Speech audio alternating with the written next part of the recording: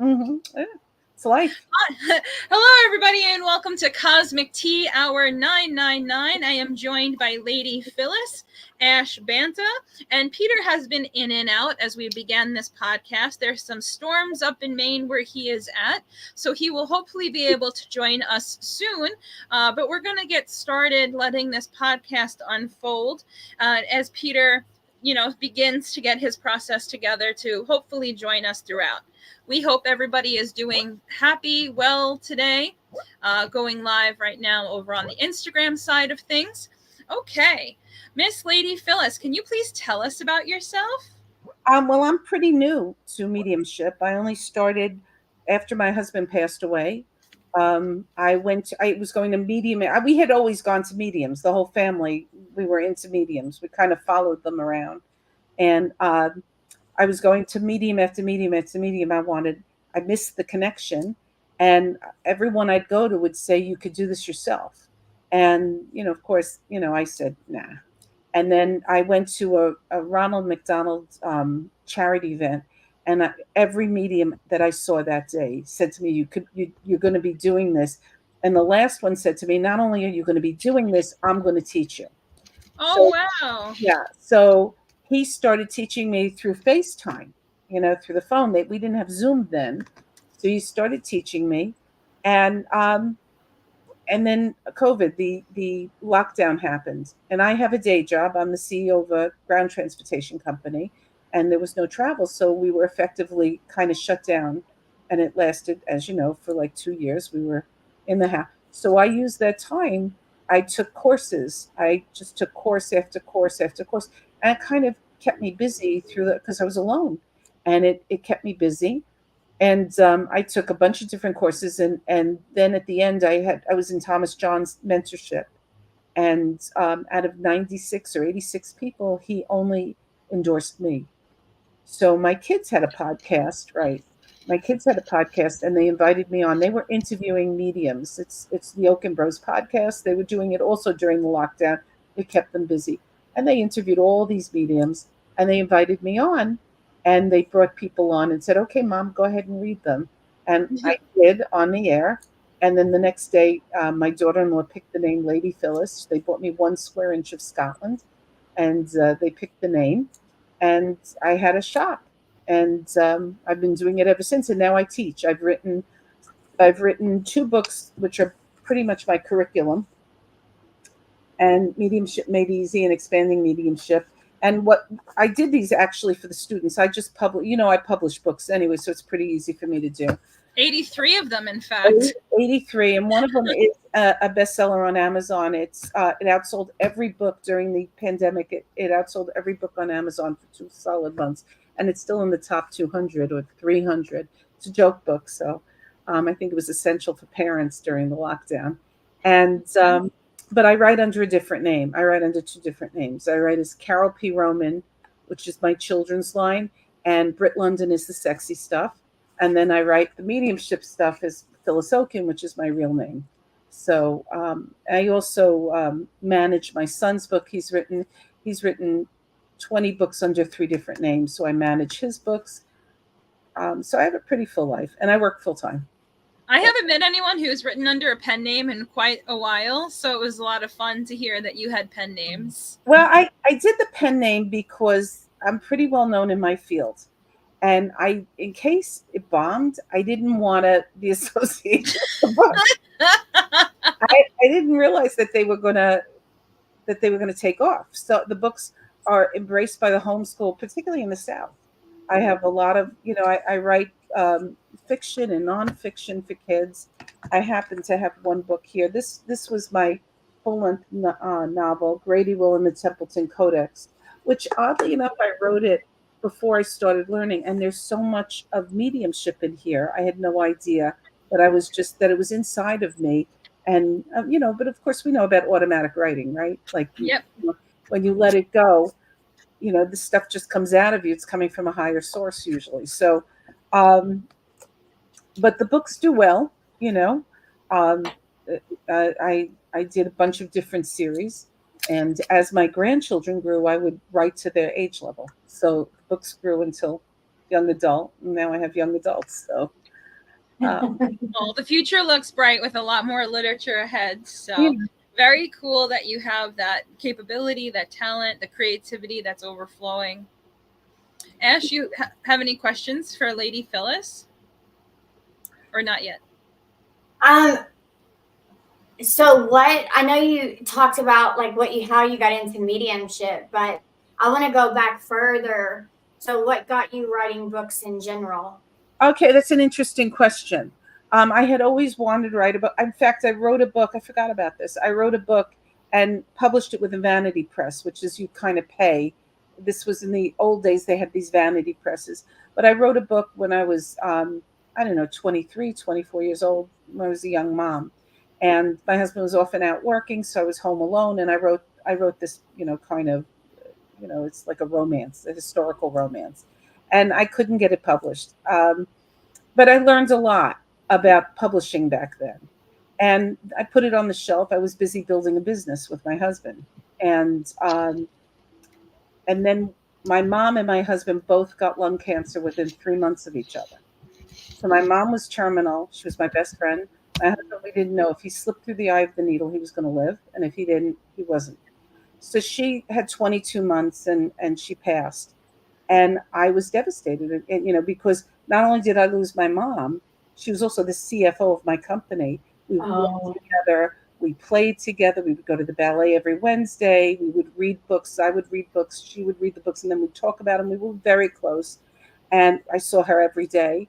But my husband, who I had been with from the time I was 16, was dying. He had lung cancer, and he did survive, but it ended the way he lived. In other words, he lost the ability to be the person he was. So Mhm. I quieted down, and there was kind of like when people go through grief, when a wife loses a husband, or you know people break up, when there's a breakup.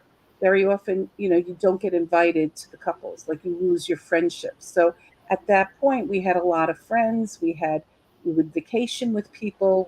We would do things. We would travel a lot, and he was angry. He slipped into depression, and he didn't want to see people.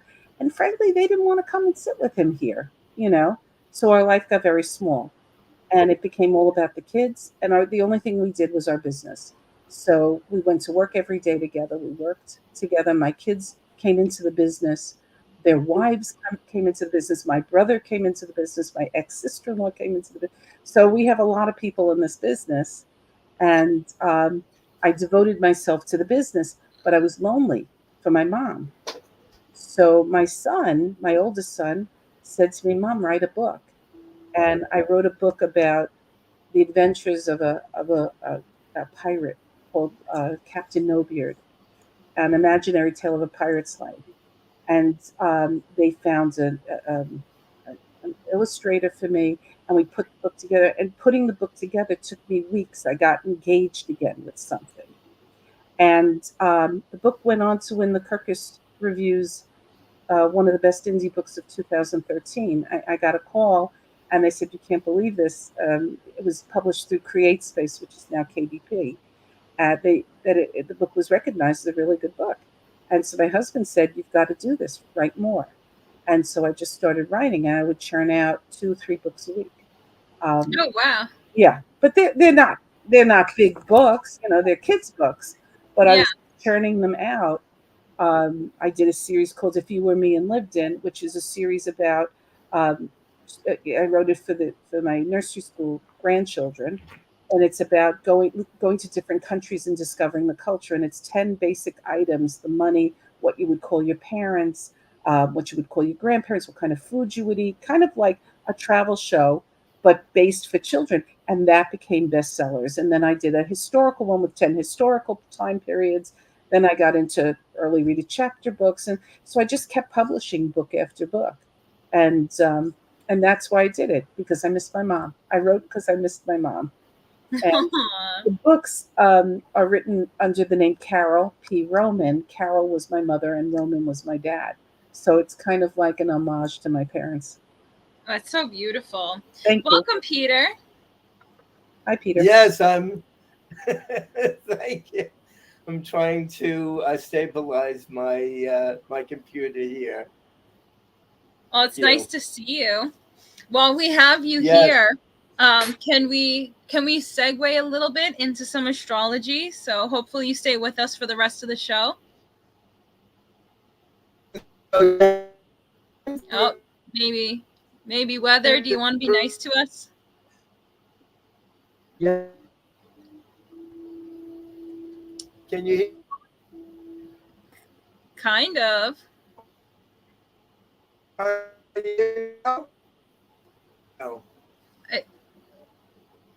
All right. I'm going to bow out so you can have a regular. Okay. Can you hear me? Oh, I can kind of hear you. I will take up your echelon. We love you. Try to hang out with us if you can, because it seems like you can hear us. I think he said much love. Okay. Well, hang out with us. You in that silly face that you're making on your frozen screen. Okay, so back to you, Phyllis. All right, so we covered the books that you're writing. You are a woman-owned CEO of 14 businesses. No, well, no, it's actually 17, but I own a ground transportation company, and we're in multiple cities worldwide. We work primarily with the film industry. So we're in New York and LA, we're in Vegas, we're in Boston, Atlanta, London, DC, Chicago. I don't know if I forgot anything. I don't know if I forgot anything, but we're in multiple cities, but we can get you basically cars anywhere in the world. So I started the business in the kitchen. We borrowed $1,200 from my kid brother, and we built it into a huge business. We have close to 700 employees. It's pretty active, and the buck stops here. You know. Awesome. Hi, Deanna. How are you? Ash and Amber. Deanna Price says hi to you, Ash. And Makeup and Matcha say hello to you as well. Jamie Stidham is here, as is Philip. So everyone just wants to say hi to who's joining us in the moment. Okay. And Burr is also here and says hello, everyone. So all that being said, actually, you know what we can do with Peter? I do this with my Buddha master quite often, where if I can get him on the phone, I have them participate through the phone. Let's see if that could happen, because the phone is a lot more stable than the computer sometimes is, even in the storm. Okay, so, and I know that we touched a bit on your mediumship, but oh, look, we figured out how to have you in on the show with us. We may not see you, but we can hear you. Okay. Well, that's wonderful. That's wonderful. I agree with you. Yeah, so did you want me to do a little tidbit on what's going on astrologically? Yes, I do. So we'll cover the astrology portion. We'll get into Phyllis's mediumship, and then we'll keep the ball rolling that way. All right, sure. Right now, to let the viewing audience know, we are in retrogrades with Mercury, Saturn, Neptune, and Pluto. And what that means is with Mercury in retrograde, communication and technology is going through a lot of changes. And a perfect example of the changes and the challenges are my computer is not working properly. I was thinking that as you were saying it. Yeah, this is a perfect show. We are in a retrograde. We will be coming out of it on August 28th of this year. And we're going through reassessments right now, astrologically. And the reassessments are with the planet Pluto, which is the outermost planet, into retrograde. It has transitioned from Capricorn into Aquarius, and Aquarius rules anything electronic, with radios, with TV, with podcasts, with video podcast. So we're going through challenges right now in order for people to come to grips with who they are, where they're going, and how they're going to get there. And it has a lot to do with communication, writing books, ending up being written up in newspapers and magazines. So that's the major aspects that are happening astrologically. And but right now, all of us are to go into our most creative mode, because this is the time for us to connect with the cosmos, the universe, and with Pluto being in Aquarius, it's a time for unfoldment and manifestation. So that's what we're happening astrologically, and I am absolutely so thrilled that we have Phyllis on tonight, because she is so gifted with her books and her abilities to dream to people as a medium. So it's a very exciting show for me. Yeah, I was very excited for this show as well. So let's just, I want to put this pin in there for astrology.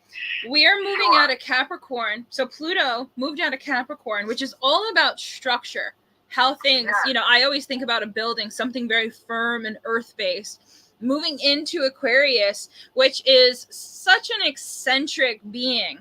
It's ruled by Uranus, and it is all about being your individual self, beating to your own drum. It's the scientist, the spiritualist, the Mad Hatter, if you will, where it doesn't want to yield to anyone. It needs to be its own individual identity being. And we can see these effects taking place right now in our society, where people are in the thick of questioning, old me is transitioned, but who is new me? And what am I supposed to do from here? Exactly, right? Do you agree? Yes, well, Capricorn, the sign of Capricorn that rules the 10th house, is ruled and governed by Saturn. And Saturn is the taskmaster in planetary terms. And Saturn gives us obstacles and things to overcome. Yep. Uranus, as you mentioned, that rules Aquarius, Uranus is the liberator. Uranus is the planet that says, I'm tired of being told what to do, and I'm tired of government, and I'm tired of society, and I'm tired of all these man-made restrictions, and I'm tired of being told what I'm going to do when I'm doing it. And now more and more people that have aspects in their natal chart are going to be inspired to become their own creative, individualistic, iconoclastic individual.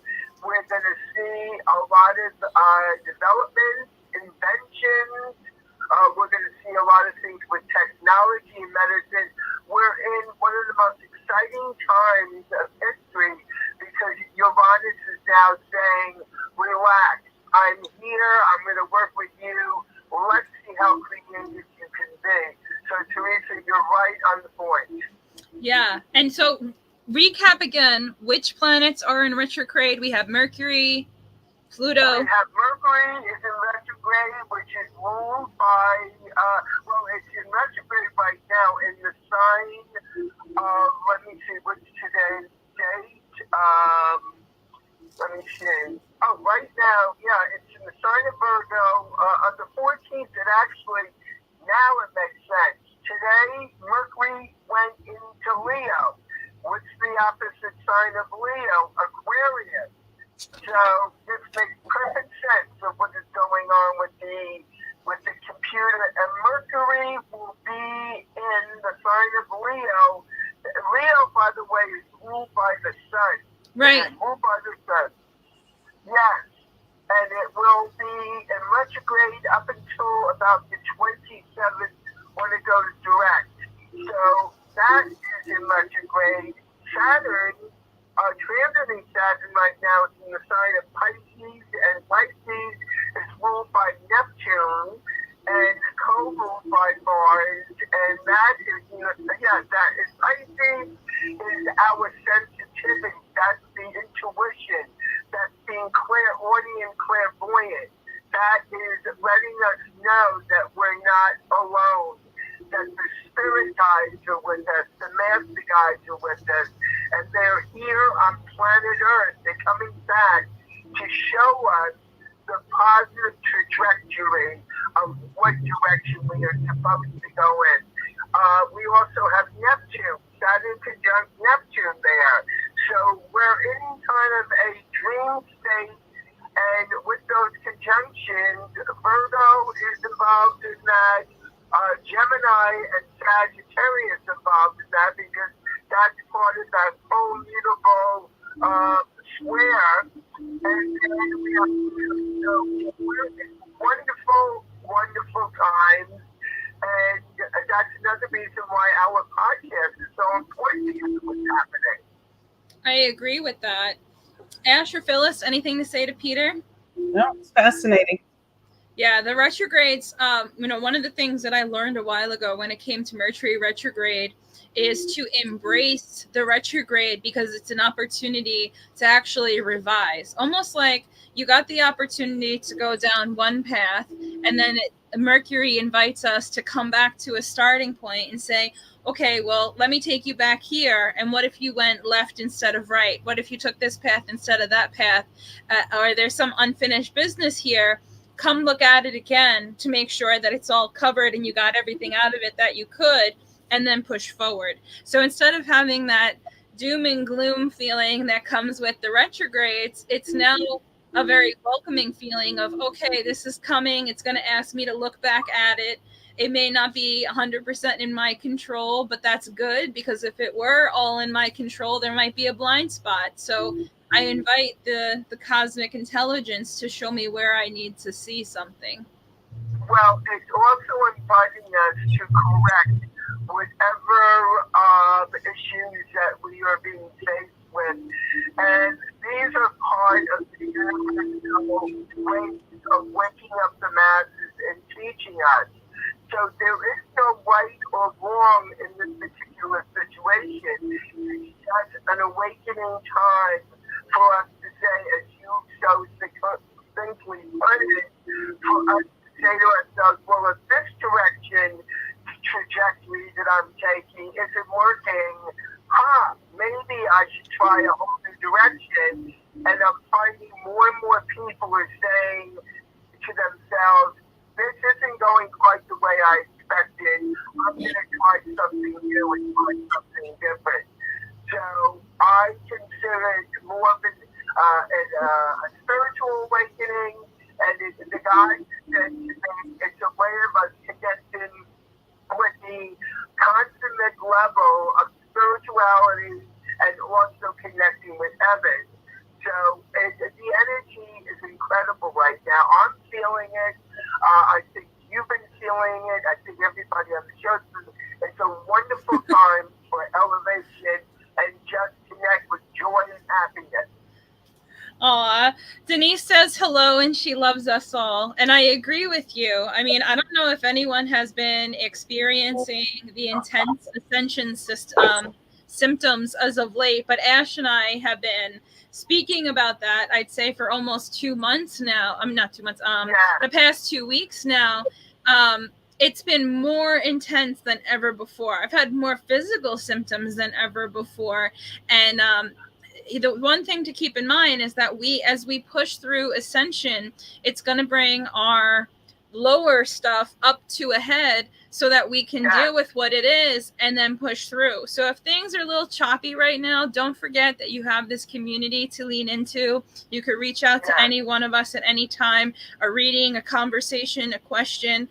We know what it's like out there, and we've created this podcast specifically so that you have a community to plug into. Absolutely. Couldn't have said it better, dear. Yeah.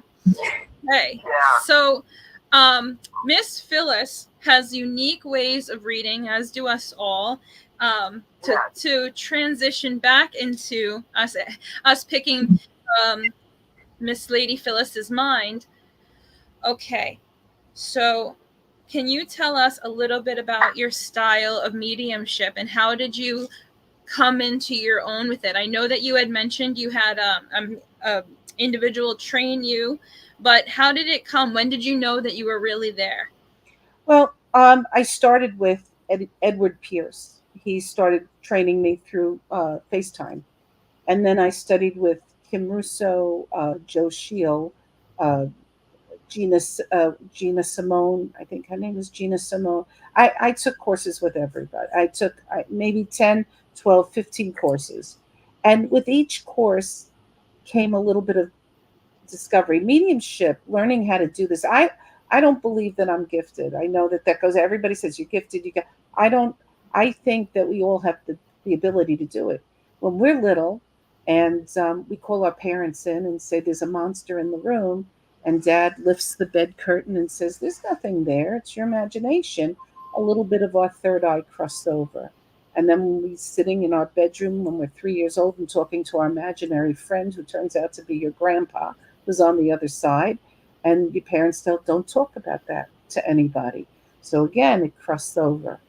And you may have even had a grandparent who was able to do this, but because of social customs and mores, she kept it in the family, and we didn't talk about it to anybody because it was weird, or they'd think you were, going against the church or whatever it is. It's not accepted. So learning mediumship was a lot about self-discovery.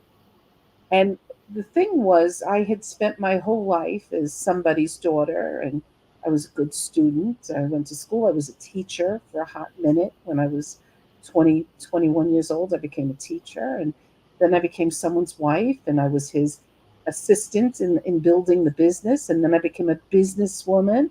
But I was always something else. I was a mom, which was my favorite job, and then a grandmother. This is what my grandchildren call me. So I became a grandmother, Bobby. And I'm a sister, and I ran the family. The holidays are always here. And when my husband died, I had these vast chasms of loneliness where I wasn't quite sure who I was. I didn't remember who I was when I was 18 and wanted to be an actress or wanted to be a dancer. I studied in the city with the ABT and Luigi. I did all these great things that kind of like, the only creative thing I did was write, and that was when I stole time away from everything. When all the work was done, the dinners were cooked, the laundry was done, shopping was done, everything was done, then I wrote when it didn't interfere with everyone else. And I went to a therapist, and I just, it wasn't doing me any good. The therapist, I wasn't getting a sense of who I was. What gave me a sense of who I am was doing the exercises, and you have to go deep. When you do mediumship, you have to learn how to trust your gut. It's just your gut. It's no one else's gut. Right. Confirm it with that. This is on you. And you're going to go and say something like, your dad's here. This is coming from you. So I got to know myself, and I'm going to be 70 this year. What? Yes. Phyllis is like found the fat in the youth and didn't tell anyone. Okay. Gorgeous. No secrets to yourself, Phyllis. The filter, it's like the lips thin, the wrinkles, all this kind of stuff. But I am what I am. I won't do anything to myself. So the point is, mediumship taught me to get to know myself. So I learned through, even though I took the courses, I didn't quite get it until I got it. And there were steps how I got it. So one of the steps was I realized that just like we have, what do we have, 5 or 6 senses? I never know. I'm not good at numbers, right? We have 5 senses, 6 senses, right? Well, we have clairs. We always hear about clairvoyance, right? That's the top one. Everybody's, I have clairvoyance. Well, did you know you could have clairaudience? You could have clairsense. You could have it's like, wait a second. In all different ways, and I never knew it. We're getting signs here, there, and everywhere, but I'm so busy thinking it's got to be here that I didn't think it had to be here or here or here. So that was the first discovery. Then there was stuff like the tools, crystals, and I know you're going to be talking about crystals, and and dowsing rods, and these are all No, the she has all of her things there. you know, She's got every tool. um, I got it all. So I took courses on it, and I realized that they don't have the magic here, but you can use them as a guide. If you're insecure, and I was very insecure, you could use these things as a guidepost. So I learned to read tarot. I learned to play with the dowsing rod. I spent the whole summer with a pendulum and the dowsing rod and runes. I have runes here too. I played with all of them. And when I kept getting the same answers, I said, I don't need this stuff. So one of the lessons that Eddie taught me, because I was getting things, but I wasn't quite getting them. He said to me, you have to unravel your thoughts. He taught me about the monkey mind. And you have to. And the thing was, they were all teaching me. I don't meditate at all. I don't meditate. I do 2 meditations in my classes. We do a past life regression, and I do a meditation for my students to meet their spirit guide. That's it. But I don't meditate. I don't prepare when I read. I just, relax into spirit's arms and say, go ahead, guys, give it to me. So the point is, slowing my monkey mind, I realized that you don't have to stop thinking. The big mistake that most people make is they think they have to empty their brain. You cannot. We're addicted to thinking. You cannot stop thinking. We're always thinking. We could be doing this and we're thinking we left meat defrosting in the kitchen. We better get it before botulism kills us for dinner tonight. So you have to, like, it's always going, right? So the thing is, you have to slow your thoughts. And that was really hard. So one of the exercises he gave me was he wanted me to unravel my thoughts. Oh, yeah, that's easy, right? It's not so easy. I went back 1 thought, then 2 thoughts. When I hit 7 thoughts, I realized what happened. All of a sudden, I had slowed it. It was like a train going, because it's your train of thought. And all of a sudden, I realized that was mine. That was mine. That wasn't mine. Whose was that? And that's how I start. That's how I did. And then you develop a style. I mean, I think about my first readings, and they're a lot different from my readings now. So eventually I began to see spirit. Now, when I say I see spirit, I'm not seeing like I see you. You see it in your mind's eye. So if it's an older generation that's passed, they're behind you. I see parents and grandparents behind you. If they're to the sides, it's a contemporary. And God forbid they're in front of you, it's a child, but it doesn't have to be your child. Off to the side, I see pets, I see animals. So that's how, and it took time to develop. People, it's not a light switch. Like, you have to learn. You have to learn the biggest thing, and that's what I see with my students, the biggest thing is, I talk about in those classes that you take for business, you have to fall into your coworker's arms, right? Because you have to see who you trust, or your spouse, you fall into their arms to see. This is what I say is you have to fall into spirit. And you have to say, I trust what you're giving me is going to be the right information. And it's trying to build my vocabulary. I call it my internal Rolodex. So spirit uses our store of memories. They don't use the sitter's store. They use your store of memories, and to figure out what those things meant. And then I just, and you have to be willing to take the no's. You have to be willing. You have to be unafraid, and that's the hardest hurdle for students. If they can say, okay, you're saying no, shove it to the side, because you know what, tonight at 2:00 in the morning, you're going to realize what it was, or it was for someone else who's on the call, and they didn't put it together. So, so that's basically how it worked, and I enjoy it. I love bringing comfort and closure to people. I seem to grab it. Yesterday, I did an event. Somebody was sick, and they asked me, and it was the first time I did like a dinner party. Like, they had tables and they were eating and they were drinking. Usually I do it in a yoga studio. And if you're doing it in a yoga studio, they come prepared. They're on the same wavelength as you already. They're there. And it's kind of like you walk in and you get like swallowed up by them. But this was different because there were couples, and you knew I walked into a wall of people who did not believe or was coming entertaining me. I'm not here because I'm missing someone. Prove to me that you can do this. And it's a lot harder. I had a bit of an anxiety attack when I walked in. I did. You know, breathing in, breathing out. I didn't want to pass out on the floor. But as soon as Spirit started to give me the answers, I forgot that I was in a crowd, and I had them laughing, and we were able to get to the people who needed to hear. Not that I was right, but they needed to hear that piece of closure, that putting down the animal was the right thing to do at that time, that the cat didn't mind because she was able to put her out of her misery rather than keep the animal alive, selfishly, or that grandma and grandpa see the new baby that's come, you know.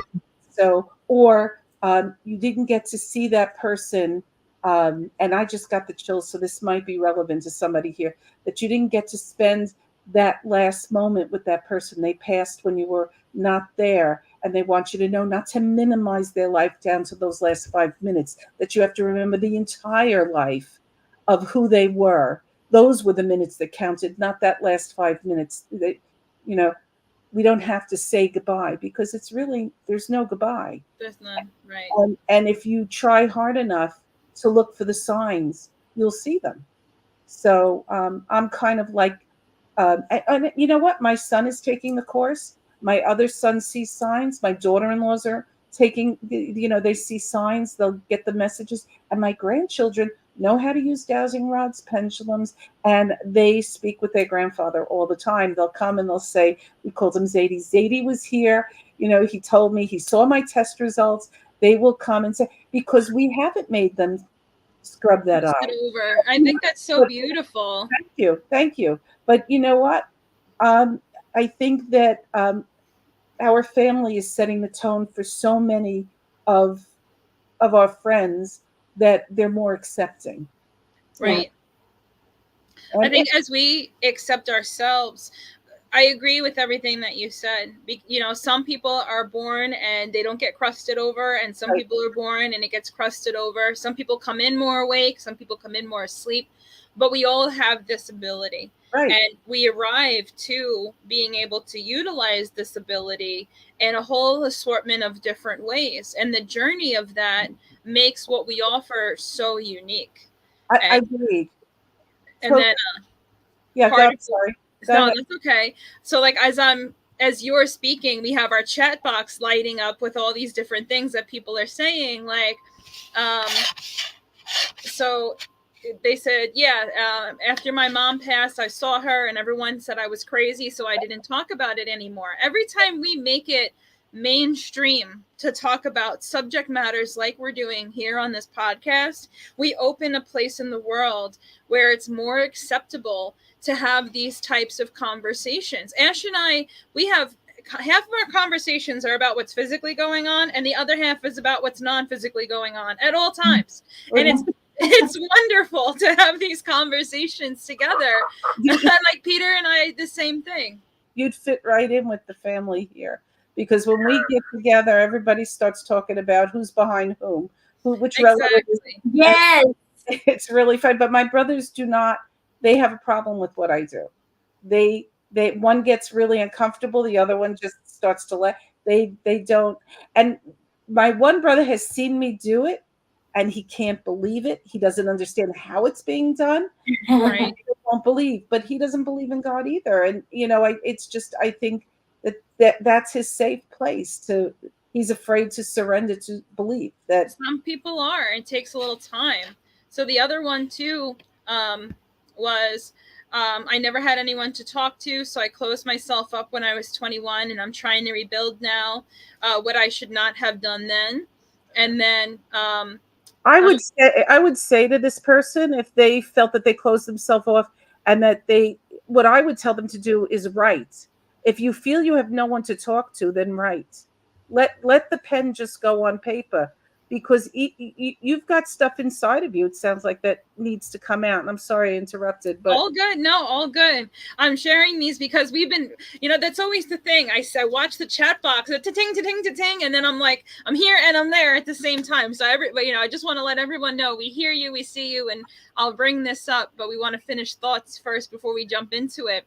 And Denise was talking about the meditation. It's still a little challenging for her to experience the meditation part. So she enjoyed that you don't really like lean into the meditation. No. And for, I personally like to meditate because it gets me out of the monkey mind. The whole point of breath work or meditation is to clear yourself, because like Phyllis said, there's the monkey mind, and then there's the silent observer that's completely connected to the cosmic consciousness. And how do we learn or remember who is who inside of our own one body unless we figure out a modality to do that? And how do we do that? Especially when it's so easy for our brain all day long. How do we create the space? And that's why it's so challenging to meditate, because we're so accustomed to getting into the mind, especially the older we become, because we take all of the conditions set forth by us when we're young children and we compound them to our life experiences. And then the speed meshed with the demand of life. People want things from us, our employer, our parents, our siblings, ourselves, our friends. We go to school, and the world. The older we become in a very fast-paced way, and before you know it, we're lost in the sauce. And how do we take that step back to learn where we begin and end in the totality of everything? Not us, the monkey mind, not us, the ego, not us who we think we are, not us who we're told we are, but us who we really are. Yeah. Sorry, I was just going to say, when I started meditating, I was solely focused on all these videos that people would tell me to like do all these things to quiet the mind. And I would get so frustrated. And then Phyllis, you said this, like, you're never going to stop any kind of noise coming through. And then I learned to pay attention to the thoughts. And then I just allowed them to flow through. And then sometimes I can meditate and I'll immediately go under. But then I'll also use different techniques to meditate. So meditation isn't for everyone. There's many ways to meditate. So sometimes I'll do like a self trance, and I'll like start with my feet, and I'll tell my feet, go to sleep. You are asleep. And then I start and I go all the way up. And then sometimes I don't even have to do my bottom part. I just start with like my eyeballs, and I'll just say, my eyeballs, you are asleep. Go to sleep. You are asleep. And then like instantly they like go to sleep. And it's like, you put yourself into a trance, and then it doesn't matter anymore. Sometimes I even take like the ego brain. I'll focus on like kind of like when you're seeing like a projector, and you're like next, and it moves over to the next one. Right. So Right. for me, I'm just like, ego brain, move over. And then I feel it move over, and then I'm able to be like, oh, okay. So there's many different techniques. We don't need to focus on, that's how we get lost and get frustrated, is when we focus on trying to quiet the brain. There's many ways to do it. Yeah, I agree with that. I'm really glad that you shared that. Hopefully that helps give you, some kind of alternative idea, Denise, about that. Okay, so we said elementals, healing, closure, readings, retrogrades. We had so much that we get so excited every time we're putting a show together. We pick like 10 subjects and we're like, yeah, we're going to get through all 10 of them. And we really do our best to get through all 10. Okay, so just to transition into it. All right, so Peter and I were talking about Phyllis's technique, and said that she is a visual reader where she looks at something. So Peter was saying to display Lady Phyllis's techniques, for if it's okay with her to read the three of us. Mhm. A tidbit of something just to kind of showcase. And then if anybody's interested in getting a reading or attending any of Lady Phyllis's classes, Phyllis, can you please give us the contact info for how we can get in contact with you. Well, I would tell everybody to follow me on Facebook. I put up a lot of interesting stuff. I try to explain. I also write on medium.com, but I write as Carol P. Roman, where I talk about all the things that we're talking about. I write articles on Medium. But again, it's Carol, Carole, P. Roman. That I had the Medium account under that name, so I just write there. But follow me on Facebook, Lady Phyllis. I run specials. Like right now, it's August 23. If you book a reading and use August 23, you'll get a 23% discount. So I always put up a special for each month. But you can always look on my website, www.ladyphyllis.com. And I have a Patreon that meets once a month. I bring in an expert who talks about, we had somebody this month, we had, who did we have this month? Oh, we had a past life regressionist on. The month before, we had a health intuitive. I bring on people. What actually happened was all my students didn't want me to stop teaching. I did level 1. They said I did a level 2, and then they said do a level 3. I said I can't. That's it. I have nothing left to teach you. So I set up a Patreon. So we meet once a month. You can join the Patreon, and we have this month coming up. I have a numerologist coming on. So I bring on all kinds of people who kind of introduce things. I had a pet communicator. I do have a class starting in September. It'll be a 12-week class. And by the end of the class, you should be able to read people. Most of my students are reading. The ones who did come diligently and did their homework are reading people.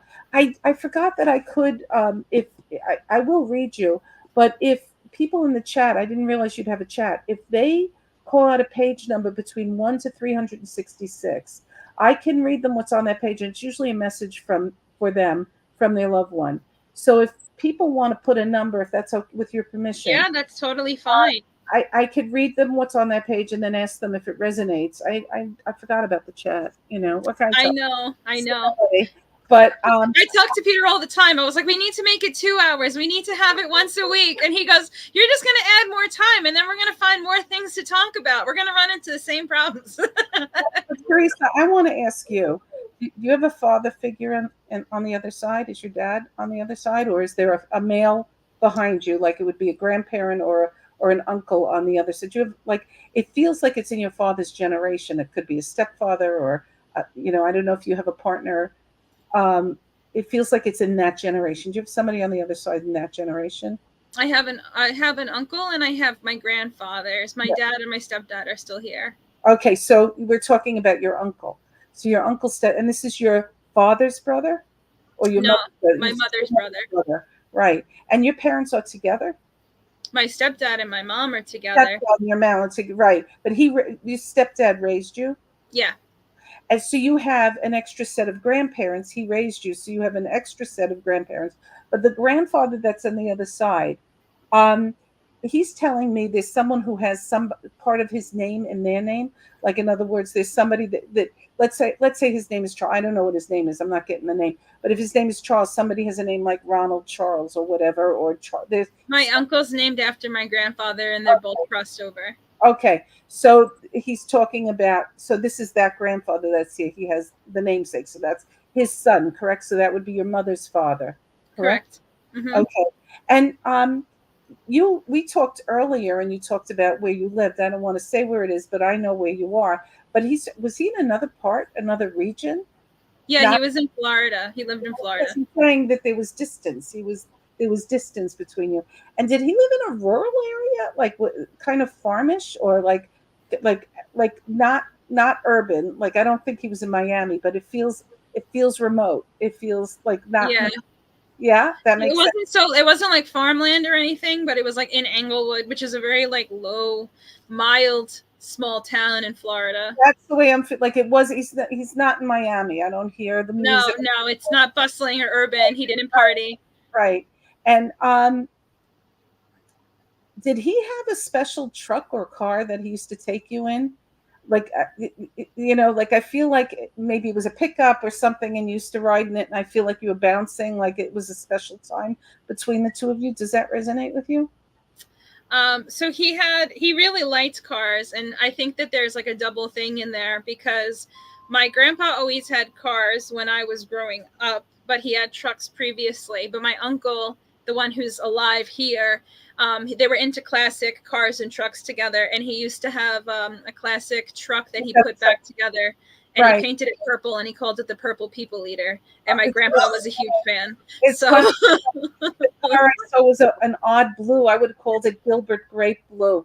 That's the yeah, color I'm seeing. yeah, So, and it's a pickup truck, but it's an old. It's like maybe a 49 or 57. It's not like a new kind of pickup truck. yeah, that's the Purple People Eater.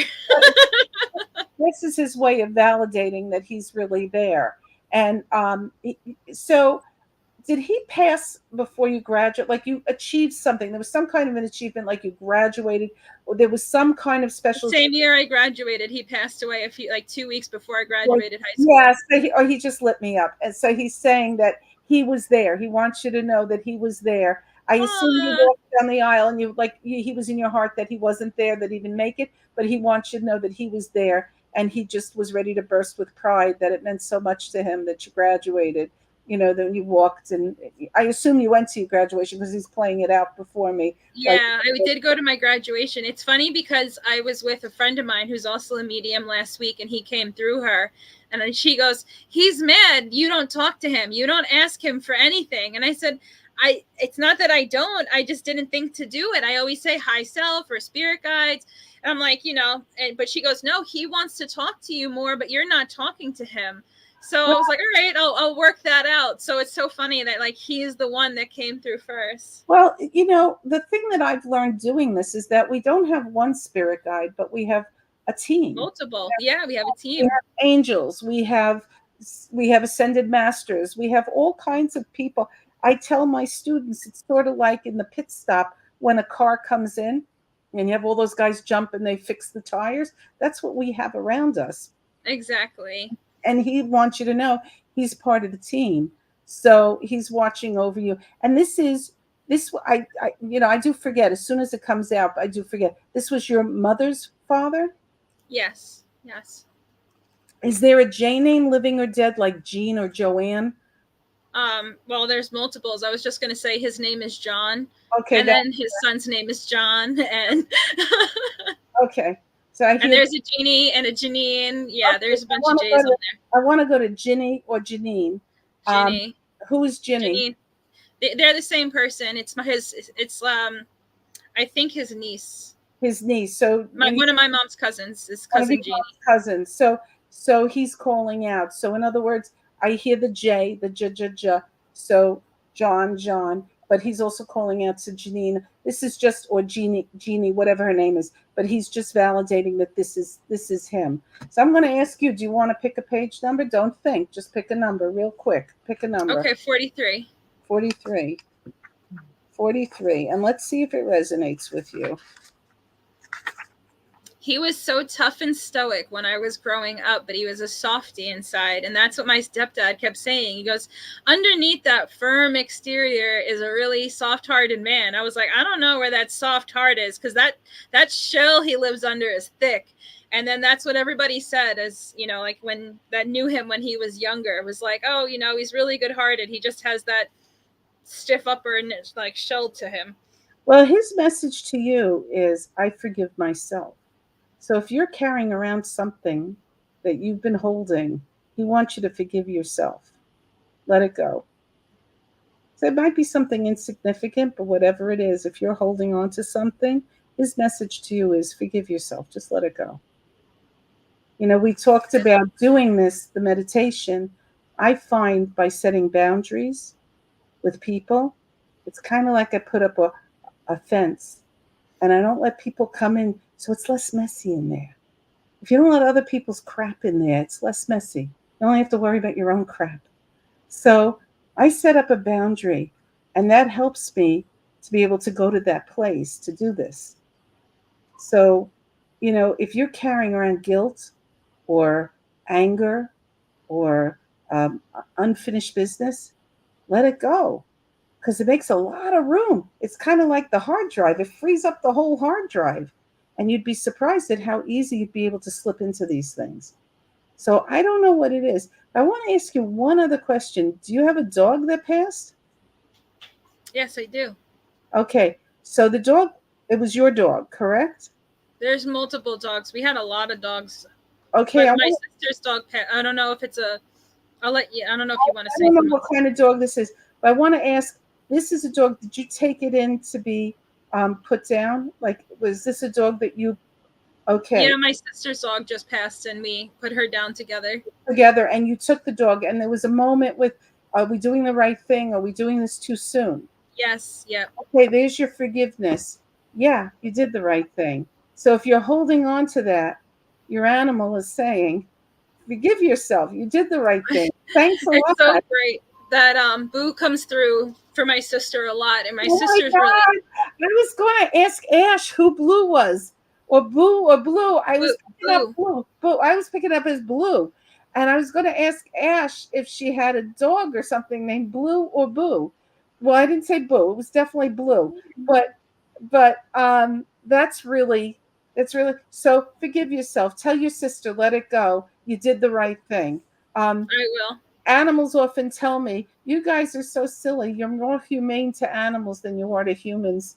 Um, so you did the right thing. It was the right time. And he's around the family. Are there two little kids around that are associated with this dog? Two small children? We have, like, my sister has 4, my brother has 1, my boyfriend has 1. Okay, but this was your sister's dog, and she has 4 children. Another sister. Another, Our other sister has 4 okay, kids. so The 2 oldest probably are the ones who are around her the most. talking about specifically 2. So I don't know Okay. if there were 2 kids that played with him. Yeah, it would be her.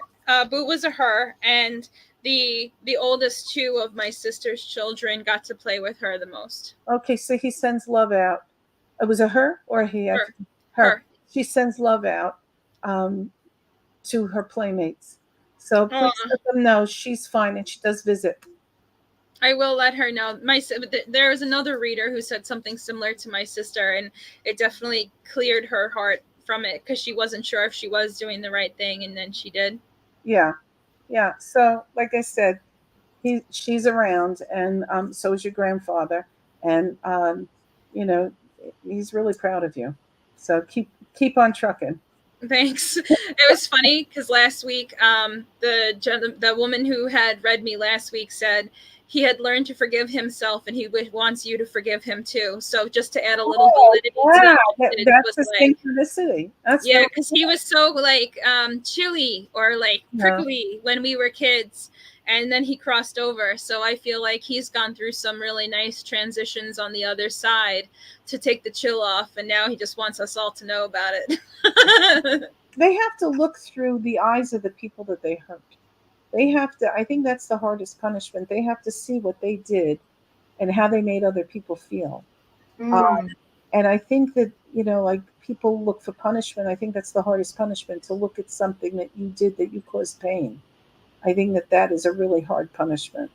And, when you think about it, because we all know there's no hell, it's not, it's levels, and you're in a bottom, a more lower level, your vibration keeps you down there, or you have a higher level. So it's really interesting. But I want to go to Ash now, and I'm going to say to Ash, you have a female behind you, and I feel like it's a grandmother. I do feel like we're a step back and we're at a grandmother. And were you close with your grandma? Yes. Yeah. Was your grandmother like you? She did what you did? Like, did it resonate when I was talking about people who couldn't say what they did? Okay, so there's 2 grandmothers. My real mom's real mother, because she was adopted, she was very gifted, but I didn't know her. But I know that my mom was gifted, and I really didn't know her either. But I know that it was at a time where they wouldn't talk about it. Right. Because the one that I have here, this grandmother, she said you look like her. So this has to be a biological grandmother. Okay. And she's saying you are like her. Okay. So maybe you weren't close with her because you didn't, like you said, you were adopted, but you're closer to her on that level, that you're very much like her. And she may not have known you, but she's behind you, and she's delighted that you have the freedom to do what she couldn't do, that she had to hide who she was. Um, but they were, I don't, do you know anything about the family, your adopted family? Because I'm getting super like religious, fundamentally religious, like they were super kind of religious people. So are you talking about the adopted grandparents or the biological? I thought I'm talking about the biological, but it could be your adopted parents because I'm getting people that are very strict religious wise. So is that your adopted family? Yeah. So she was Jewish. She was Jewish, but Yes, religious, but religious. Yes. but religious, right? Like Yes. super religious, but Yes. almost like I don't want to see anything. I don't want to know anything. It's like this way or the highway. That might be my great grandmother on my Is that dad's side. on your dad's side? So this was a Christian one because I'm feeling it's Oh, very Christian. very Christian, Ooh, yes. like Southern Baptist or like, but very Yes. religious. Like you going to church Yes. on Sunday, you know, Yes. right? Like the Yes. pastor comes for dinner, very religious. So, Mhm. and this is that when you're doing it. Oh, okay. What do you have? Go ahead. Oh my, I've never put this together until just now. She's like one of those that wears long skirts and like she just Yeah. passed at the age of 95. But like she always said that she had discernment. She called it discernment. Uh huh. And like she was, so I would always be like afraid to like think because she's like, I already know. And it just dawned on me. It was something she would never speak about. That's what we were talking about. So this is Oh wow. your adoptive grandmother, correct? No, my biological great Biological, grandmother. your biological grandmother. I'm Okay. sorry, I shifted you. Yeah, you did shift me, but I do have someone here that it was like hidden because they were ashamed and they were afraid that people would put them in a crazy house. That's what they used to call it in those days, in a sanitarium. That this was a frightening thing for them. Mm-hmm. But it's in the family, it's in the genes. Like I said, we all have the ability, but some of us are born ready to roll with it, and some of us have to reattach ourselves to it. But it was in the family, and Wow. she's happy that you're able to carry it out. So, who wore a uniform in your family? Who? Because when you're dealing with an adopted, a lot of times they don't know about the adoptive family, and that there's surprises in there because you don't really know. But who wore a uniform? Was either I'm feeling like a veteran. Who was the veteran? So, not the adopted family, but my great grandmother, my dad's grandmother, everybody on that side they were all in the war. My grandfather was, World my War II. grand's husband was in the war. Okay, what I'm getting two. I'm getting someone who was what was the name of that ship that sunk in Hawaii? The Indianapolis was somebody in the Navy, and then I have Normandy. I have like they all served. Everybody was served, Yes. right? Yes. So like maybe there was an uncle in because he's with my uncle right now. He's showing me Hawaii. My uncle was in Hawaii, and I have to say my uncle's name only because they keep showing me my Uncle Willie. So I don't know if there's someone in the family with the name William or Willie, because if they're showing me that, I feel like I have to share that. So who's Yes. Willie? We call him Willie, but who's William? My Who's grandfather. okay? Your grandfather, right? Yeah. Okay, so he's saying his name, so you should know. But there is someone who wears a cross. There is someone who's wearing like a big cross. There's like a big cross. Which side of the family is the big cross? And this is a man. This feels like a man. Okay.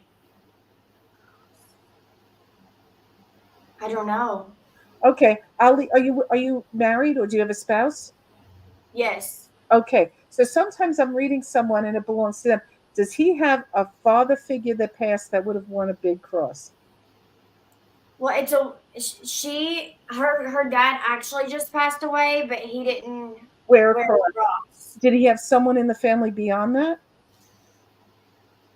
Oh, they were very religious. Okay, there you go. All right. So please let her know that her side of the family was coming into. And I'm picking up an R name like Regina, Reggie, Regina, Rhonda, like an R name. Rona?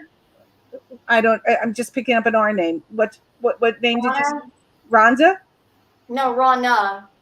Rana. Okay, I said Yes. Rhonda. Okay. And who's Rana? My mom. That's your mom. That's your Yeah. biological mom. Yeah. Okay. And she's on the other side? Hmm. Okay. So did she pass from the chest? Yes. Was it Double breast pneumonia. cancer? Was it breast cancer or was it heart? Double pneumonia. Double pneumonia. Because I'm getting the chest. I don't know. All I see are boobs. So I don't know what was the what was the cause. But okay. So this is your biological mom. Hmm. And was she in your life? Not Your, really, but you at the met end of up. it, it was. You did meet up, correct? Yes. Yes, Okay. And she's talking about two. Do you have a sibling? I do. A So, brother. a brother. And it's a biological brother or an adopted? Mhm. So this is her son. Do you see your brother? No, You not don't, anymore. not anymore. Mm-mm. He doesn't agree with your lifestyle, or you don't agree with his lifestyle, I don't agree with his lifestyle. right? Because I'm getting not wholesome, like there's a lack of wholesomeness there. Okay. Yeah. And I'm also picking up. And if you want me to stop, I'll stop. But I'm picking up No. drugs and alcohol. You know. Yes. Yeah. There's drugs and alcohol over there, so she's well aware. She's well aware of what's going on. Bad influences. Yes. Yes. It's bad influences. But Yes. she's really happy that you've embraced what you've embraced. And she said, you're growing. She's showing me a tree that's making roots. So I don't know if you just bought a house or if, you've settled down, if you're, there's something about you settling down and making roots and that you're just flourishing. Yeah. I just started my own business. Okay, there you go. All right. Yeah. And the tree, oddly enough, the tree is a rainbow. It's a rainbow color. I think she's. What does that mean? Something? It, go ahead, tell her. You tell her. Go ahead. So, well, I mean, rainbows are something that Teresa and I, on a spiritual level, it's like when we're in alignment, we see rainbows. We Okay. see rainbows. So she's acknowledging that she's with you all those times. And I really feel that what she couldn't give you in life, she can give you now. I don't know if there was something going on with her mental illness wise. I feel like what I'm getting is a bipolar and instability. Like what they show me is two sides to a coin. Yes. So I kind of feel that her intention was good, but she Mhm. just couldn't work it. Like she was kind of stuck and she Yeah. couldn't like her intention was good. She just couldn't get out of her own way. Yeah. So she's like sidling up to you now and saying, maybe we couldn't go for manicures together, but I can be with you here spiritually. And are you writing a book? Have you started to write a book? Yeah, because she's helping you with the book. She's working with you, and she's like, yes. And you didn't believe in yourself. You didn't think you could do it. But she No. wants you to know that she's been the one pushing your hand to that computer or however you're journaling or whatever it is, but she's pushing you to do this. She's really proud of you. Wow. So pick a number. Don't think, pick a number. Okay. 88. 88. Okay. And that's great. We have 8 viewers right now, still hanging out with us. So, okay, 88. This is from your mother. Okay. And this is her lesson to you that she couldn't teach you in life, but she wants you to have this lesson now. I embrace my imperfections. So don't see your imperfections as something that detracts from you. Your imperfections make you perfect. Your Yeah. imperfections are your strength. Okay? Yeah. So that's her lesson that she couldn't give you in life. Aw, her mom just came through the other day when we always read each other, and her mom came through, and it was one of the first times that she was able to make the connection. So First time.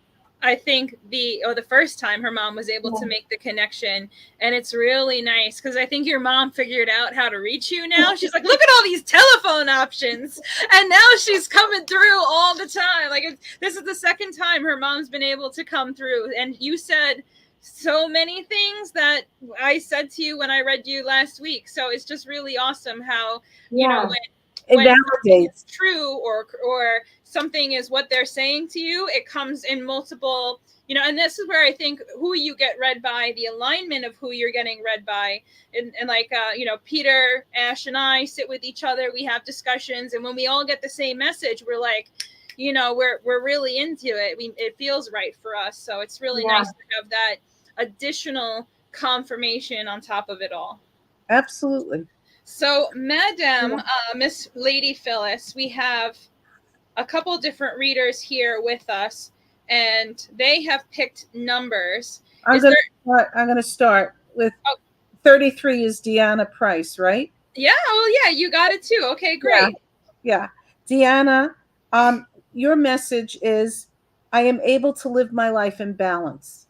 So if you're doubting yourself, whoever's on the other side, and it feels like a male spirit, is saying you are able to live your life in balance. And he's showing me, like, you have a table with four legs. And right now they're kind of like, sometimes you sit at a table in a restaurant, it wobbles, and maybe you're feeling a little wobbly. He says, just put a matchbook underneath and live your life in balance. Like stop obsessing about it and live your life in balance. I hope that resonates. Please write if it resonates. Okay, 13 is Denise. Denise, I release what no longer serves me. So if you're holding on to something, if you've had a fight, or you're holding on to something that, I don't know, maybe you have a pimple on your face and you're obsessing about it, or you're holding on to that you can't do something because of something, that person, and it does feel female, and it feels like it's an older generation, like a grandmother is saying, release what no longer is serving you. Don't hold on to it. And that's one of the tricks for me. I let things go. I don't hold on. I don't go to bed angry. If you don't mind, it won't matter. So release what no longer is giving you. If it's no longer serving you, if it's no longer working for you, let it go. Don't sit and think about it. 77 for makeup. Both of them had said that it resonated. Deanna wrote, thank you, it resonated. Denise said, yes, resonates, my mom, thank you.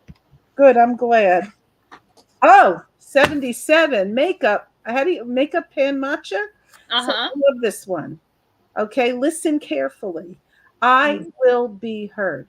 So if you feel that nobody's listening, understand there's somebody, it does feel male for me. Somebody on the other side is saying, open your mouth, you will be heard. Don't sit there, don't zip it, don't open your mouth, state what's important to you. Make your comments. I will be heard. So if you're going through something where you feel that nobody's listening, make yourself heard. 49.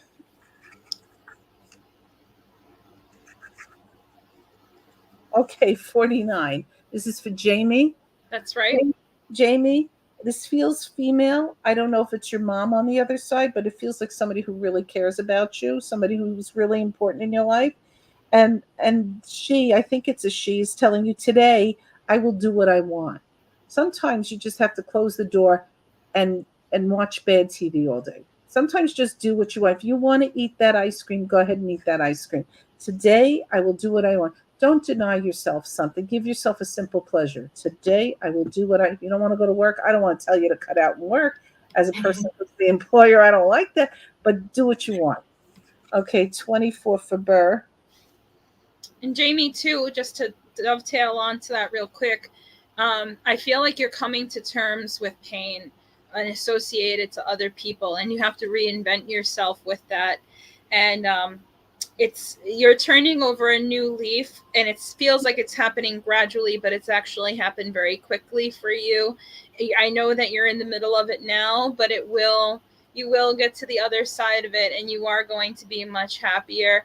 Do everything you can to process the pain effectively, And then like I see you going through books, writing, figuring out your work. It's almost like everything in your life has kind of been disrupted by this pain or touched by this pain, but you're going to reinvent yourself and you will get on the other side of it.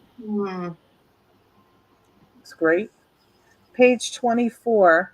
You know that song, Slow Down, You're Moving Too Fast? Here's what it says. I will squeeze every ounce of value from each day of my life, Burr.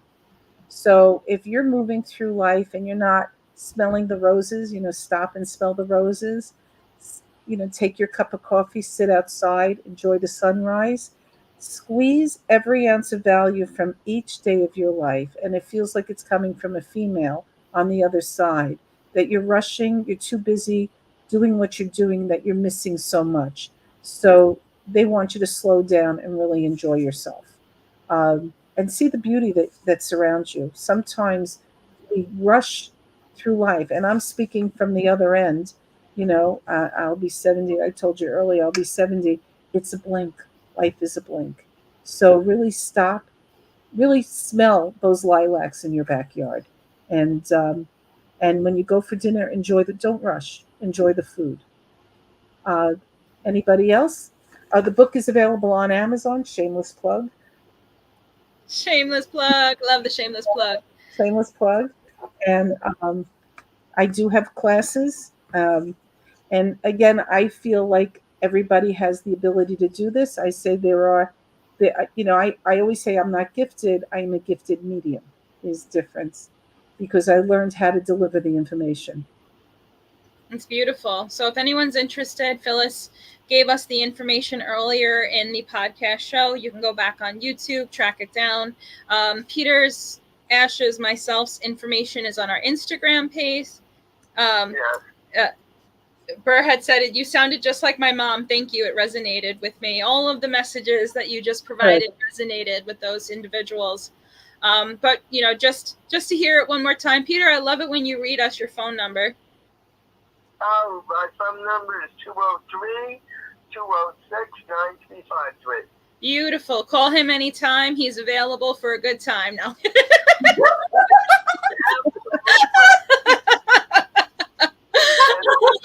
He's very well read. Loves long walks on the beach. He's excellent. Ash, how do we get in touch with you, my love? My phone number is 859-339-2864, and my website is enlightenedvisions111.com. Beautiful. So I just want to touch on this as the last thing, and we'll get into elementals and healing likely at another show, but the crystals was something that we wanted to be able to jump into tonight, because we were talking about how it resonated with the timelines that we are in. Just like we said on Psychic Zen last night, you do not need anything. And Phyllis said this earlier, you don't need anything, because your beautiful, naked, holistic self is all you need to navigate what's going on. But crystals are a support. And you can see in nice and clearly that Ash is wearing her piece. I'm wearing mine. I wear a lot all the time, but so I specialize in working with crystals. And what I'm noticing more than ever is people reaching out looking for certain things or certain combinations of crystals. And that's how Zenshine got started, was creating, instead of going to a store and, oh, this is my rose quartz bracelet, this is my amethyst bracelet, this is my tiger eye bracelet, here's the metaphysical properties. That is not anywhere near the whole enchilada. And that's one of the reasons I created Zenshine, is that when you think about the physical and the metaphysical properties of something, I'd like to kind of break open and say metaphysical is what the physical eye can't see. So when we talk about a spirit came through, or an energy, or something that's a non-physical, I would say that is the metaphysical. But take all those properties, that list of attributes, give it a place of validity, but put it on the shelf. And instead of looking at metaphysical properties, look at how it resonates with you. because what those metaphysical properties often do is they become like a prescription based thing. Rose quartz is for this, tiger eye is for this, and you are missing a huge portion of what it means to really work with the crystals on an energetic basis, whether it is a palm stone, a bead, a something. They all carry unique codes, vibrations, downloads, messages. And when you take a bead by bead approach, or a crystal palm stone, or tumbled stone, whatever the case is, however you're sharing it, that is when you will begin to get the most out of it, when you correspond with it through energy. And I have so many stories of people, like I have a friend on here, her and I were laughing. When she started working with crystals, she really loved rainbow moonstone. And I said, you're not ready. I don't think that's really the case for you. She's like, oh, I think it's beautiful. I really love it. I'm going to get it. And then we had this back and forth. I said, okay, you know what? Just get it. And then, she called me back a couple days later. She goes, I have been so deep in my emotions. I don't know what you did to me, but I've been like, see, I told you, you weren't ready for it. And like there's a lot of stories that I have that are like that. People want something because they read a list of metaphysical properties, but when you're making the decision based off of what you read, it's not the heart or the intuition that is making that decision. It's your mind. And your mind can lead you anywhere, because we have the spiritual mind and we have the monkey mind. And that monkey mind loves to be in the driver's seat. So when you are when you're getting a crystal healing done, or you're working with crystals, when you make something that is very unique in your own personal vibrational space, now you're taking off in so many unprecedented directions, right? I don't know if you can weigh in with your experience, Ash, but can you, instead of it coming from my mouth, can you share a little bit about your most recent experiences? Yes. So before, like, since I was a kid, I was always drawn to rocks. Like, I would pick up rocks, and if they shined, I would pick them and I would collect them. And then when I got into metaphysical stuff, I would just buy all these crystals because I was like, oh, I need these crystals. But then I would see the little cards of like, oh, this is for money, it'll bring me money, or this is for this, it'll bring me this. And so I never, like, I just put them to the side and let them sit. So Teresa and I were channeling each other one day, and all of a sudden, like, the way she channels is she goes in, she's like making jewelry. Mind you, I'd already asked her for a piece of jewelry a few weeks prior. I didn't know she was gonna make it right then and there. But we have a very Atlantean Lemurian connection. And so that's how it started. And then as she was building it and sending it to me, like, she was sending me little pieces as she was making it, it was like I connected to them for the first time ever. It was like I seen them as energy, because I'm an energy worker. And then when she put it together, I just like, I couldn't stop. It was like I couldn't breathe, and I could feel so many different things. So then when it got in the mail and I put it on, mind you, I was going to bed. I was like, oh, I better take this off because this is going to be too much. And so I woke up the next day and I put it on, and I was like, oh, okay. So like all of a sudden these things were like hitting me left and right at my old job. And I realized, oh, this is recalibrating the way that I am seeing things. I'm no longer thinking off of emotions. It's like showing me a different way on how to approach things with love and light. And it's done that with every single thing that's happened since I put this on. And that's why the only time I take it off is whenever I go to bed, because I don't want to break it. But like every day I'm reminded of like, oh, wow, like I would never think this way. I would never process this way. I would never just say, I'm going to hold that with love before I'm going to run off emotions. And so, like, ever since I've had this necklace, I'm like, oh, thank you. So now I'm able to communicate to different parts of the necklace. It's just the energy it emits. It's just, I don't know how else to explain it. Sometimes things you can explain. You can just feel. Well, I wanted crystals to be more than a decorative ornament in people's lives. And I feel personally that what happens is most people walk into a metaphysical store, they see these little cards, they make the decision with the idea of what they think they should have. There's no real connection. And then they take it home and they now have to figure it out. And I don't want, like, I believe that anybody can do anything, especially through the power of all the cosmic intelligence that there is. We'll call it source, God, the creator. But at the same time, I wanted people to have a place where they can figure it out, and where they can get knowledge about what it is. So, like, as I was sitting with Ash and we were having the conversation, it started based off of our ascension system symptoms, where her and I were saying, she asked me, she goes, are your ears popping? I was like, yeah, they are. Does your chest have this feeling? Yeah, it does. And then we went back and forth about how we were feeling the same things and making pieces based in a similar way. And I was going bead by bead saying, resonates, doesn't resonate, resonate, doesn't resonate. Here's why this resonates. Here's why we should put this collection together. So even though it's not something that we need, it's something that can be a support system to us, and above being a support system, give us messages. So when Ash sent me or gave me a channeling experience back and we went back and forth, it actually inspired how I was going to put together my own piece that I just recently made. And these are the things that we've been talking about as we've been moving. And like, I always have crystals on me. If you know that, I've been working with crystals since I'm 2 years old. I'll be 37 in November. Crystals are life. They are an integral part of who I am as an individual. And I wear so many of them, or I work with them. And there's a lot of times I get messages. So when I sit down and talk to people about making the jewelry, I'm giving them messages that the crystals are showing me the whole time.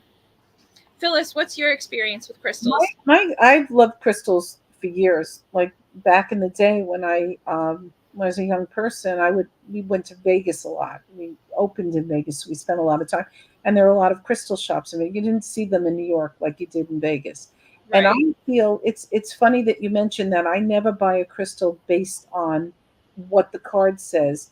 I advise my student. I do a whole section on crystals, and I look at the history of crystals.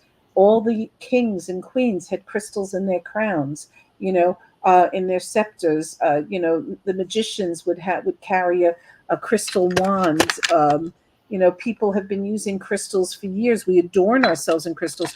Crystals are in computers. Crystals are receivers in radios and TVs, and even in watches we have crystals, right?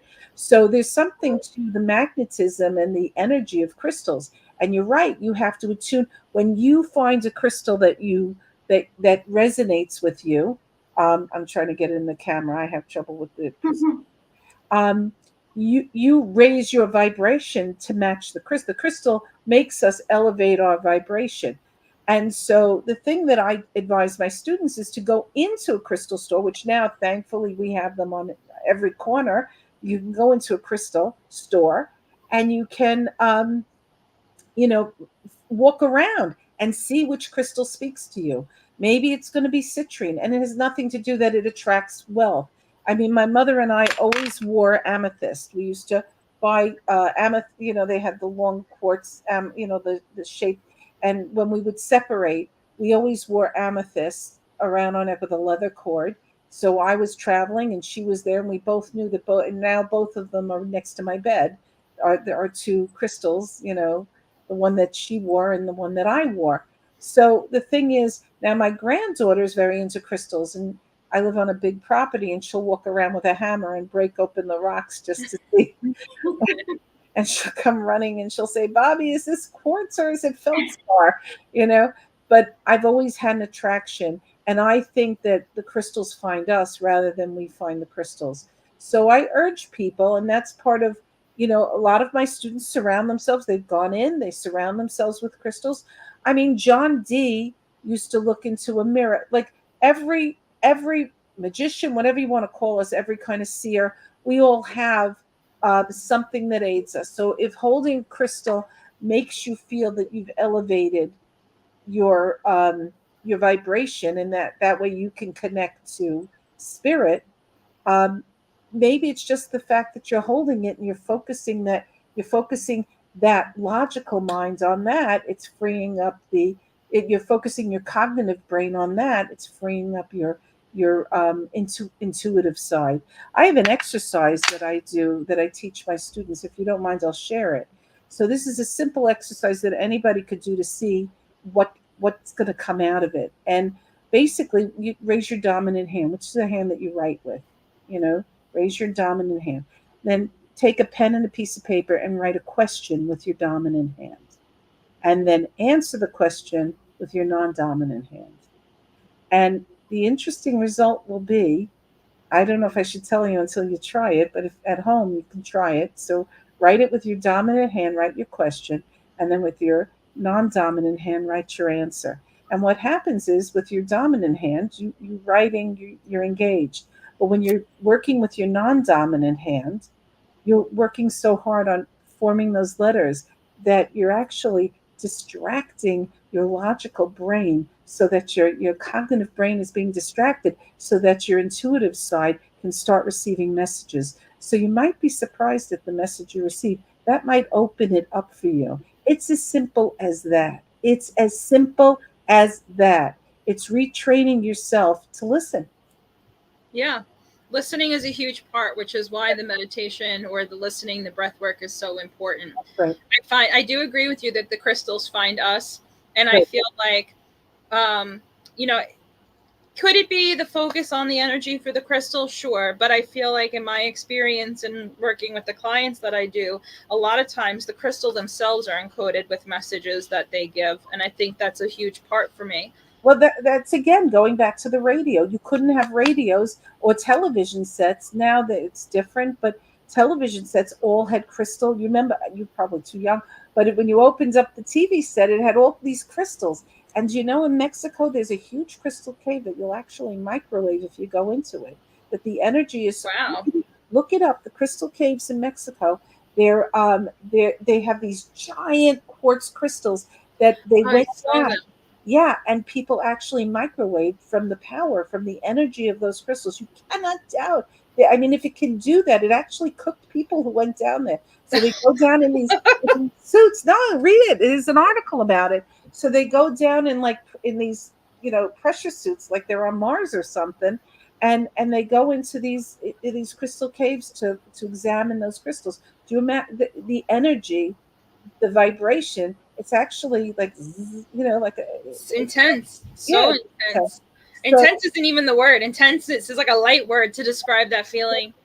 and it's forbidden to go down there without those suits on. So you can look at the caves in Mexico. Peter, can you round us out? We'll finish off with your experience with crystals. Oh, my experience with crystals, my God, years ago, a friend of mine before I met you was very much into crystals, and she made up a wrist bracelet for me.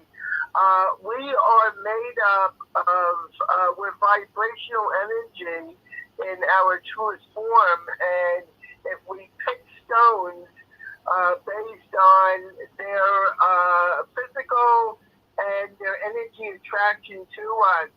I am wearing right now, I think it's called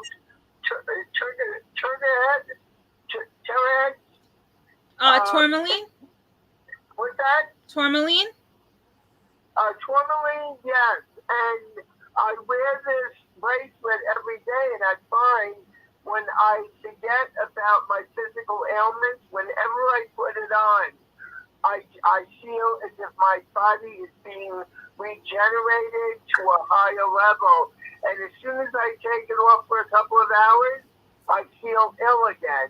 So there's definitely something behind it. And I remember when I traveled to Arizona years ago, and I was talking to a shaman who made the bracelets based on the crystals. They had said to me in some way, the crystals connect with the lost city of Atlantis. And I believe that. I do believe that to this day. So crystals do attract a higher vibrational level of energy, and that's what our true bodies, the etheric body, is made up of total energy in a very positive way. And if somebody like yourself or Ash or Phyllis make them, if somebody comes to you and they're attracted to a certain type of stone, I believe the guardian angels, the master guides, are actually assisting them in getting the right stones. I'm with you, Deanna. It is always a need. And I agree with you, Peter. As you were finishing your sentence, Deanna writes, it's always a need. I agree. There's like the bills, the house, the kids, the family, and crystals. And they you can't life without crystals, in my opinion. We're